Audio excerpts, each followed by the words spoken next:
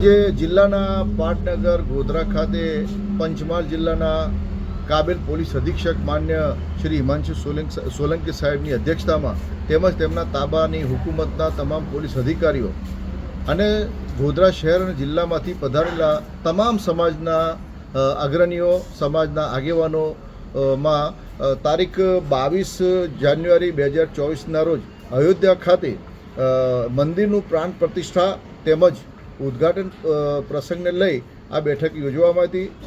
ત્યારે ગોધરા શહેર અને જિલ્લામાં શાંતિ સલામતી સુરક્ષા અને ભાઈચારો અને બંધુત્વની ભાવના બની રહે તે બાબતે અને ગોધરા શહેર અને જિલ્લામાં સૌહાર્દભર્યું વાતાવરણ બની રહે તે માટે તમામ સમાજના આગેવાનોએ એક સાથે આશ્વાસન આપ્યું હતું।